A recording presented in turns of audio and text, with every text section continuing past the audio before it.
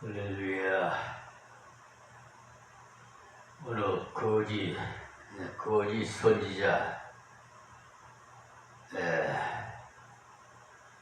누구는 헌금하는 시간이 기쁜 시간이 돌아왔습니다 라고 하지만 저는 하나님의 은혜 받는 시간 돌아왔습니다. 이 새벽기도 시간 창세기에는 하나님의 법칙이 강해설교로 31장 38절부터 우리 모두 은혜 받읍시다. 요즘 너무나 삼복더위에 이제 입추가 지나서 가을이지요. 그런데도 푹푹 찌는 온열 현상으로 많은 분들이 고생을 많이 하고 생명까지도 희생하시는 분들이 있다고 뉴스를 통해서 들었습니다. 다 각각 건강을 돌아봐 주시고요. 하나님 법칙인 하나님의 말씀만 잘 순종하면 때를 따라 하나님께서 보호해 주셔요. 아무리 날씨가 덥고 무더워도 천지 개벽이 일어나도 하나님께서 여러분들을 암탉이 병아리를 품듯이 날개로 품어주셔요. 우리는 죽는 것이 아니에요. 잠자는 것이 영원한 세계를 영생을 얻어서 살아갈 테니까 무슨 두려움이 있겠습니까? 이 38절에는 내가 이 20년의 외삼촌과 함께 하였거니와 외삼촌의 암양들이나 암염소들이 낙태하지 아니하였고, 이 말씀은 외삼촌 집에서 그야말로 진실하게 일했다는 것을 말하는데, 먼저는 암양과 암염소들이 낙태하지 않았다는 것입니다. 이것들은 놀래면 낙태하기가 쉽거든요.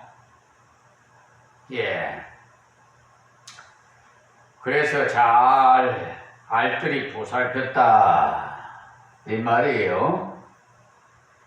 이것들을 그러니까 새끼 배었을 때 특별 보호를 잘 해주었다는 거예요. 밤에 잠도 제대로 자지 못하면서까지 보살폈다는 것을 보면 대단히 성실하게 맡은 바 일을 충실히 했어요.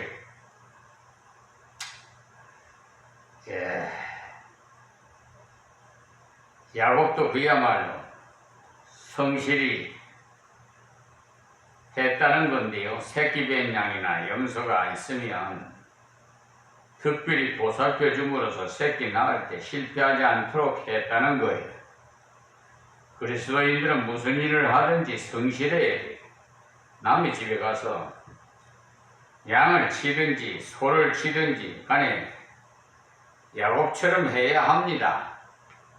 그렇게 하는 것이 바로 하나님 앞에 일하는 자세예요. 또 외삼촌의 수양을 내가 먹지 아니하였으며 예로부터 수양을 가치가 암양보다 못해요. 제가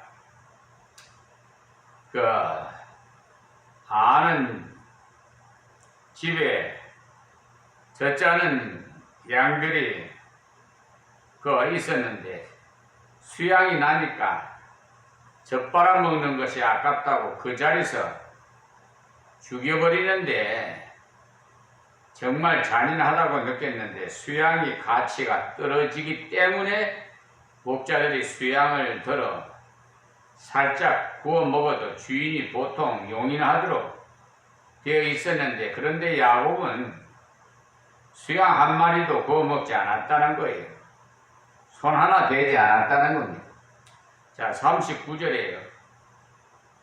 물로 찢긴 것은 내가 외삼촌에게로 가져가지 아니하고 스스로 그것을 보충하였으며, 그러니까 짐승이 와서 양을 뜯어먹고 남은 것이 두개골이라든지 가축이 남아있으면 그것을 들고 가서 악한 짐승이 뜯어먹었어요. 보고하면은 변상이 면제가 됩니다. 출애굽기 22장 10절에 보시면 사람이 낙이나 소나 양이나 다른 짐승을 이웃에게 맞게 지키게 하였다가 죽거나 상하거나 몰려가도 본 사람이 없으면 두 사람 사이에 맡은 자가 이웃의 것에 손을 대지 아니하였다고 여호와로 맹세할 것이요, 그 임자는 그대로 믿을 것이며 그 사람은 배상하지 아니하려니와 만일 자기에게 봉적하였으면 그 임자에게 배상할 것이라. 만일 지켰으면, 그러니까 짐승이 와서 잡아먹었으면 그것을 가져다가 남은 부분을 보고 증거할 것이요, 그 찢긴 것에 대하여는 배상하지 않을지라고 이렇게 하셨으므로 물어주지 않아도 되는데, 외삼촌께서 찢긴 것을 보여드리기 싫어서 자기 것으로 채워 넣었다는 거예요. 요사이도 성실하게 일하는 사람이 주인 모르게 잃어버린 것을 자기가 대치시키는 경우도 있어요. 그러니까 야곱은 노동법보다도 더 잘했다 이 말이에요. 노동법대로 한다면 찢긴 것은 가져가서 이렇게 찢겼습니다 보고하면은 알아서 하고 숫자에 빼버리는데, 그렇게 하지 않고 자기 것으로 채워 넣었다는 거예요. 그러니 법 이상으로 외삼촌을 잘 섬겼다는 거지요. 자, 그 다음에 낮에 도적을 맞았든지 밤에 도적을 맞았든지 내가 외삼촌에게 물어내었으며 그랬어요. 낮에 도적을 맞았다면 책임을 져야 합니다. 낮에는 양에게 풀을 뜯기는데 도적을 맞았던 목자가 책임이 있어요. 그러나 밤에 도적 맞았다면 그때는 지금처럼 불도 박지 못하겠고 여러가지 조건이 나빠요. 그래서 밤에 일었을 경우는 목자의 흠이 묻혀진다는 말입니다. 그런데도 야곱은 외삼촌에게 다 물어주었다는 사실, 변제했다는 거예요. 그러니까 일반적인 상식으로나 법 이상으로 성실하게 했어요. 지금도 그리스도인이라면 일할 때 그래야 됩니다. 인간의 상식으로 정해놓은 노동법 그보다도 더 성실하게 일해 주려고 하나님 앞에서 일해야 합니다. 성도는 사람 앞에서 일하는 것이 아니라 하나님 앞에서 일하는 것입니다. 그렇게 할 때 하나님께서 복도 그렇게 주시죠. 야곱이 그렇게 성실히 일했으므로 하나님께서 사람의 계산 이상으로 복을 주셨어요. 다음 40절이에요. 내가 이와 같이 낮에는 더위를 무릅쓰고 밤에는 추위를 당하며 눈 붙일 겨를도 없이 지내었나이다. 이 중동지방이요, 반사막지대를 낮에는 굉장히 더워서 50도, 섭씨 50도씩 올라갈 때도 있으나 밤에는요 기온이 뚝 떨어져서 추워요. 그러니까 양치기가 어려워요. 그런데도 더위나 추위를 무릅쓰고 일했다는 거예요. 보통 밤에는 목자들 중에 한 사람씩 돌아가면서 불침번을 서는데 야곱은 거의 뜬 눈으로 세우다시피 양을 잘 보살핌으로써 외삼촌에게 잘했다는 것입니다. 다음 41절에 내가 외삼촌의 집에 거한 이 20년에 외삼촌이 두 딸을 위하여 14년, 외삼촌이 양떼를 위하여 6년을 외삼촌을 봉사하였으니 와 외삼촌께서 내 품삯을 10번이나 하셨으니 그러니까 자기는 법 이상으로 도덕 이상으로 잘 해드렸는데 외삼촌은 그렇지가 못했다는 거예요. 어떤 어리석은 주인은 말입니다. 일하는 사람이 무골충처럼 일해주면 알아서 잘 대접해 줘야 되는데 오히려 더 이용해 먹는 주인이 있다는 사실이 저 사람은 아무렇게 대해도 불평할 줄 몰라 하면서 자꾸 시켜 먹기만 해요. 혹 이런 주인을 만났거들랑 우리 성도는 진실하게 일해야 돼요. 왜냐?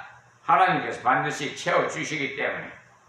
다음 42절에 우리 아버지 하나님, 아브라함의 하나님 곧 이삭에 경외하는 이가 나와 함께 계시지 아니하였더라면 외삼촌께서 이제 나를 공수로 돌려 보내셨으리이다. 마는 하나님이 나의 고난과 내 손의 수고를 감찰하시고 어젯밤에 외삼촌을 책망하셨나이다. 그러니까 결론이 이상하지요. 하나님께서 양떼를 많이 주셨나이다 하지 않고 외삼촌을 책망했어요. 하나님께서는요, 근본 원인을 항상 찾습니다. 근본 원인은 라반이 진실치 못했고 라반이 부패된 신앙을 가졌고 이것이 잘못됐기 때문에 그로 하여금 깨닫도록 하시기 위해서 야곱으로 하여금 책망토록 한 것이에요. 성도라면 야곱처럼 나무 집에서 일할지라도 성실히 하면 반드시 하나님께서 공수로 돌아가지 않도록 내가 일한 것 이상의 결과를 채워주십니다. 이것을 믿는 사람이 전능하신 하나님을 믿는 거예요. 무슨 소리로 내가 이렇게 진실하게만 한다면 저 악한 주인이 더욱 나를 부릴 것인데 하면서 꾀를 부린다면 그야말로 양심이 고통스러울 겁니다. 그 때문에 하나님의 백성답게 살아야 돼요. 이제 책망을 마치고 43절에서 55절까지는요 평화조약을 맺는 내용인데요. 그러니까 야곱이 케오성을 못돼도 판정성은 된 것입니다. 그래서 라반이 큰 소리로 치면서도 앞으로 잘 지내자고 합니다. 우리가 하나님 앞에 바르게 서 있으면 세상과 마귀가 우리를 결코 넘어뜨릴 수가 없어요. 라반이 이때 야곱을 해할 능력이 있었지만 하나님이 간섭하심으로써 꼼짝을 못했어요. 43절입니다. 라반이 야곱에게 대답하여 가로되 딸들은 내 딸이요 자식들은 내 자식이요 양떼는 나의 양떼요 네가 보는 것은 다 내 것이라 내가 오늘날 내 딸들과 그 낳은 자식들에게 어찌할 수 있으랴. 그러니까 라반의 말을 들어보니까 전부 내 짝뿐이거든요. 내 것도 내 것이고 네 것도 내 것이고 이 말이니까 내 것도 내 것, 네 것도 내 것이라는 사람의 형은 라반 형이에요. 곧 탐욕의 사람이에요. 라반의 말을 들어보니까 아직 순수한 자리로 돌아가지 못했거든요. 야곱의 책망을 곧이곧대로 받아들였다면 내가 참으로 잘못되었다. 10번이나 품삯을 바꾸었으니 미안하게 되었다 해야 할 텐데 다 내 것인데 네가 무슨 소리 하는가. 그런 식이었어요. 다 자기 것이지만 야곱이 자기의 사이니까 좋게 하자는 것이니 자기가 아주 관용하고 자기가 아주 잘 보태주는 것처럼 아주 그냥 배려하는 것처럼 마무리를 지어요. 이때 야곱은 따지지 않았습니다. 외삼촌 그러니 뭐 그리 내 것 합니까 하면서 따지면은 싸움이 일어나겠지만 야곱은 외삼촌 말을 듣고 다 그냥 한 귀로 듣고 한 귀로 흘러버렸어요. 다 44절에요. 이제 오라. 너가 내가 언약을 세워 그것으로 너가 나 사이에 증거를 삼을 것이니라. 그러니까 지난날 이야기는 끝내고 오늘 서로 약속하고 언약을 지키잖아. 그 평화롭게 지내잖아. 그러니까 라반 쪽에서 스스로 굴복해 왔지요. 야곱과 함께 해주시는 하나님의 간섭을 라반이 보았기 때문에 그에게 잘못 손댔다가는 큰 손해가 난다는 것을 알았어요. 이렇듯이 우리가 하나님 앞에 바르게만 살아간다면 세상에 믿지 않는 사람도 저 사람을 잘못 건드렸다가는 곤란하다는 것을 알게 됩니다. 하나님의 간섭을 어렴풋이 알게 돼요. 예. 제가 군대 갔을 때 어느 분이 전도사님으로 이러다가 군에 와가지고 타협하지 않으려고 고집하니까 마구 두들겨 패는데 그래도 타협하지 않으니까 오히려 패된 사람이 두려워합니다. 그 사람이 나중에 뭐라고 하느냐 하니까 교회 보내주지 않으면은 탈영하겠노라고 하니까 겁이 나가지고 4명을 딸려 지키면서 교회를 보내주었어요. 예. 저 역시도 그렇고요. 저 역시도 아주 그냥 군대에서 있으면 그냥 기가 애망총이 있죠. 굉장히 무거워요. 철거 쓰고 한여름에 말이에요. 완전 군량해가지고 연병장에서 그냥 교회 간다고 말이에요. 그냥 참 많은 고난을 받았어요. 그래도 그냥 끝까지 간 거죠. 다음에 더 빠따를 맞더라도 그냥 계속 간 거예요. 그랬더니 너희들이야말로 참 신자라고 그러더라. 그러니까 하나님 말씀대로 하면은요 이왕이 못 이겨요. 결국 네 사람은 저절로 교회 가게 되고 저도 가게 되고 그랬어요. 교회 안 가면 못 살겠는 걸 뭐 어떻게 해. 마음이 갈급해가지고요. 심령이 갈급해서. 그래서 우리는 이렇게 비진리와 타협하면 안 돼요. 끝까지 사수를 해야 됩니다. 진리를. 45절에 이에 야곱이 돈을 가지고 기둥으로 세우고 그러니까 외삼촌이 말을 듣고 얘 그렇게 하지 하면 돈을 가지고 기념비를 세웠어요. 그러니까 돈을 가져다가 기념비를 세웠어요. 평화를 위한 일에는 적극적이었어요. 46절에 또 황제들에게 돌을 모으라 하니 그들이 돌을 취하여 무더기를 이루며 무리가 거기 무더기 곁에서 먹고 그러니까 큰 돌을 세워놓고 그 옆에 돌을 모아 무더기 되게 해서 표식이 되게 했어요. 그리고는 그 무더기 이름을 지었는데 역시 무더기라는 이름을 지었어요. 그 증거의 무더기란 말이에요. 47절에 라반은 그것을 여갈사하두다라 칭하였고 야곱은 그것을 갈르에시라 칭하였으니 그러니까 라반이 말한 여갈사하두라란 말은요 유브라데스와 티그리스 유역에 사는 사람들이 쓰는 언어로 증거의 무더기다라는 것입니다.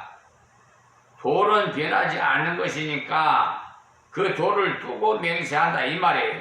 또 야곱이 말은 길리엣이라는 말은 히브리 말인데 즉 아브라함 후손들이 쓰는 말로 역시 증거의 무더기라는 것입니다. 이쪽에서는 무더기를 길리엣이라 부르고 저쪽에서는 여갈사하두라라고 부른다는 것입니다. 자 48절 49절입니다. 라반의 말에 오늘날 이 무더기가 너와 나 사이에 증거가 된다 하였으므로 그 이름을 갈리엣이라 칭하였으며 또 미스바라 하였으니 그러니까 이 미스바의 원래 뜻은요 망대라는 말인데 망대라는 것은 곧 하나님이 망대 위에 보시고 계신다는 의미에서 말해놓고 약속을 지키지 않으면 안 된다 이 말이에요. 이는 그의 말에 우리 피차 떠나 있을 때에 여호와께서 너와 나 사이에 감찰하옵소서 함이라. 그러니까 하나님이 망대 위에서 보시고 계시는 것처럼 여기가 미스바다. 하나님 보고 계신다. 그러니 앞으로 서로 싸우지 말자는 것을 언약을 했다는 말이에요. 다음 50절에 네가 내 딸을 박대하거나 내 딸들 외에 다른 아내들을 취하면 사람은 우리와 함께 할 자가 없어도 보라 하나님이 너와 나 사이에 증거하시느니라 하였더라. 그러니까 이제 라반이 야곱에게 매달리는 형편이 됐어요. 대개 딸 준 집이 매달리지요. 예, 딸 준 집이 말이에요. 매달리는데 그래서 자기 딸들은 구박하지 말 것과 다른 아내를 얻으면 안 된다는 것을 주의시켰어요. 즉 하나님 보고 계심으로 그런 일이 없도록 야곱에게 매달리는 격이 됐어요. 51절에 라반이 또 야곱에게 이르되 네가 너와 나 사이에 둔 이 무더기는 보라 또 이 기둥을 보라. 52절에 이 무더기가 증거가 되고 이 기둥이 증거가 되나니 내가 이 무더기를 넘어 내게로 가서 해하지 않을 것이요 네가 이 무더기 이 기둥을 넘어 내게로 와서 해하지 않을 것이라. 그러니까 망대란 이름을 지은 이유는 하나님 앞으로 너를 계속 보시고 계신다는, 그러니 내 딸을 구박하면 안 되고 다른 마누라를 취하면 안 된다는 것을 일깨우기 위해서 이름을 미스바, 즉 망대라는 이름을 지었고 또 무더기를 만든 이유는 이 무더기를 지나 서로 왔다 갔다 하면서 싸우면 안 된다는 뜻으로서 증거인 무더기를 만들었다는 거예요. 이것이 곧 그들이 맺은 평화조약인 것입니다. 자, 그 다음 53절에 아브라함이 하나님, 나홀의 하나님, 그러니까 이 나홀은 라반은 자기 조상이니까 들어서 말하죠. 자, 그들의 조상이 하나님은 우리 사이에 판단하옵소서 하며 야곱이 그 아비 이삭의 경외하는 일을 가르쳐 맹세하고, 야곱은 여호와의 이름을 맹세를 했어요. 맞습니다. 나도 찬성합니다 하는 뜻으로 서로가 약속을 했습니다. 사람은요 이렇게 계산적으로 계약할 때 반드시 두 사람이 같이 계약을 해야 돼요. 그러나 한 사람이 일방적으로 계약서를 써가지고 작성해가지고 도장을 찍으라고 하면 안 되는 거예요. 그것은 합의 계약이 아니에요. 그러나 그런 무지하는 사람들이 있어요.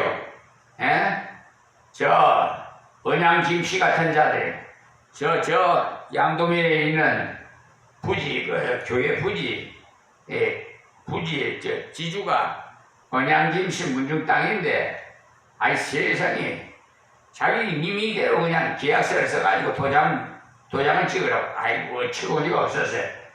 그리고 무슨 찬다고. 아이고, 나 그분들 참 좋게 대해주려고 했는데 참 하는 짓거리가 너무 형편없어서 좀 혼쭐을 좀 내주고 있습니다. 우리는 계약할 때 우리 보고는 도장 찍으라고 하시지 않습니다. 하나님 당신 도장만 찍고 그만둡니다. 왜냐? 우리는 도장 찍어봤자 지키지 못하기 때문에. 하나님의 약속은 일방적인 약속이에요. 그러나 사람의 약속은 반드시 양쪽이 다 같이 도장을 찍어야 돼요. 그래서 여기에 두 사람이 같이 약속을 했어요.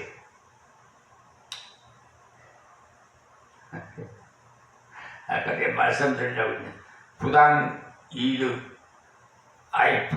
무슨 부당이득을 했다고 언양김씨, 그냥 그 변호사를 사가지고 말이에요. 그 땅 지주에 우리 교회를 철거를 한대요. 뭐 부당이득 끄면 뭐 300 몇십만 원 내놓으라고 그러고, 나 어처구니가 없어서 법을 내가 모르면 그냥 속을 뻔했어요. 하나님께서 그래서 다 법을 가르쳐 주시는 거야. 그래가지고 지금도 꼼짝 못해요. 그냥 저 법에다가 법적 조치를 취해놨으니까 꼼짝도 못하지.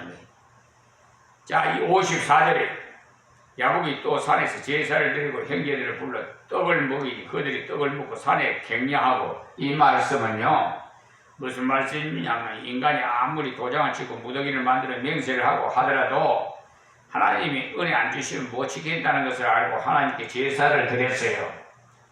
약속을 적게 해서 싸움을 많이 합니까? 그런 것이 아니죠. 계약서를 잘못 써서 싸웁니까? 아니거든요. 마음이 변해서 싸워요. 그래서 야곱은 하나님 자기의 마음을 붙잡아 주시고 또 라반의 마음을 붙잡아 주셔야만 이 약속이 준행되는 것이지 결심하고 약속했기 때문에 되는 것은 아니라는 거예요. 이때 야곱이 드린 제사는 많은 학자들이 화목제사라고 봅니다. 왜냐? 음식 먹는 것을 보아서 화목제사 드린 것이 틀림없어요. 화목제사는 제사를 드린 후에 제물을 삶아서 같이 나눠 먹어요. 하나님과 화목하였으니까 형제와도 화목한다는 의미에서 화목제사를 드리기 때문에 이때 야곱이 드린 제사는 틀림없이 화목제사입니다. 이들이 하나님께 제사를 드린 후에 음식을 나눠 먹으면서 밤새도록 축제를 벌였다는 거예요. 하나님께 제사 드리고 같이 기뻐하며 음식을 먹고 밤새 잔치를 벌였다는 거예요. 여기서 우리가 반드시 알아야 하는 것이 있는데 인간의 결심, 약속도 중요하지만 하나님 앞에서 의지하고 굴복하는 것이 없이는 작심삼일이 될 수밖에 없어요. 그렇기 때문에 하나님 앞에 서야 하는 것입니다. 자, 55절 말씀입니다. 라반이 아침에 일찍 일어나 손자들과 딸들에게 입맞추며 그들에게 축복하고 떠나 고향으로 돌아갔더라. 그러니까 이제야 정상적으로 돼서 이렇게 하나님 앞에 돌아와서 갔을 때 은혜로운 결과를 주셨죠. 그러니까 이 말씀을 통해서 우리가 말씀으로 돌아갈 때 야곱에게 약속의 땅으로 돌아가라는 말씀, 지금 우리로 말하면 우리가 하나님의 말씀으로 돌아가라는 것입니다. 약속이라는 건 자체가 말씀이거든요. 그때는 야곱이 육신을 가지고 약속을 땅 가나안으로 돌아가야 합니다. 지금 우리는 이 육신을 가지고 하나님 말씀 따라서 순종하며 걸어가는 것이 약속의 땅으로 돌아가는 것입니다. 우리는 세속적인 데 묻혀 있다가 가끔 사건을 통해서 깨달을 때 내가 이렇게 살아서 안 되는데, 내가 이런 믿음 생활을 해서는 안 되는데, 깨달을 때 그때의 말씀을 돌아가야 돼. 말씀으로. 그때가 하나님께서 일깨워 주시는 때예요. 하나님께서 야곱을 일깨워 주실 때 금방 툴툴 털고 가지 못했어요. 하나님께서 말씀을 들려주시고 환경을 흔들어 일깨워 주시겠어요. 그때서야 떠났습니다. 우리도 살아가는 중에 계속적인 것에 집착되어서 말이야, 세속적인 것에 명예주의에 빠지고 물질주의에 빠지고 이 따위의 것에 빠졌을 때 둔해져요. 그래서 사법부의 대법관 이런 분들 서경환, 김선수, 노태야, 오경미 같은 이런 분들이 둔해서 상고심에 관한 특별법 이제 4조 세상에 가압류 가집행에 사용하는 것을 해가지고 심리 불속행 기각을 하고요. 하나는 또 이제 이걸 상고심에 관한 특례법에 이걸 해당이 안 되니까 제가 거기다가 썼어요. 써서 아예 그냥 상고장에다가 하도 기가 차서 다른 사건이 그래서 거기다가 사건 2023 29057 손해배상 청구인 이 사건에는 상소심 절차에 관한 특례법에 해당되지 않으니까 원칙대로 심리를 해서 민사소송법 제436조 파기환송 2송에 의해서 처분해 주시기 바랍니다. 수차례 상소인을 속였습니다. 이렇게 했는데도 어떻게 했느냐, 이번에는 상고심에 관한 제4조 몇 호를 안 했어요. 몇 호라고 지명을 못했어요. 못하고는 제5조에 의해서 기각한다. 참, 이 사람들은 완전히 상습 사기꾼이에요. 이 대법관들이 상습 사기꾼이에요. 이 지금 사법부의 판사들이요 사기꾼이에요. 사기꾼들 많아요. 아주 국민을 기망하고 아주 그냥 그러지요. 헌법 103조를 인용해가지고 자기 독립해서 판단한다니까 누구도 간섭 못한다. 그러니까 흑이 백이라고 해도 간섭 못하고 백이 흑이라고 해도 가서 못한다는 거예요. 저 대부분 행정처에다가 수차례 걸쳐서 신문고 있죠. 국민신문고 이래서 했더만은 다 소용없어. 답변이 그냥 똑같아요. 종결합니다. 종결합니다. 이제 더 이상 해봤자 3회 이상 하면 종결입니다. 그냥 이런 식이에요. 이 지금 한국사법부가. 그러니까 분명히 저들은 나에게 이렇게 했지만 하나님께서는 내 편이시기 때문에 저들에게 그에 대한 상응하는 보응이 분명히 있을 거예요. 하나님께서 야곱을 이렇게 주실 때 금방 이렇게 툴툴 털어버리듯이 저들 툴툴 털어버리고 다 털어버리고 하나님께서 역사하시는 대로 그냥 너는 가만히 보고 있으라 그러지. 하나님이 역사하는 걸 보고 있으라는 거예요. 그러니까 돌아갈 때는 영광스럽게 돌아가야 돼요. 인간적인 기회를 부리며 돌아가서는 안 됩니다. 그러기 위해서는 하나님으로 믿어야 돼. 전능하시는 하나님 앞에서 걸어가야 돼. 꿈에 대지 마시고 숙이지 마시고 하나님 아버지를 의지하십시오. 그럴 때 형통하게 해주십니다. 여기서 말씀 맺겠습니다. 하나님 감사합니다. 고맙습니다. 주신 말씀 귀 있는 자는 다 듣고 은혜 받게 하옵소서. 예수님의 이름으로 기도합니다. 아멘.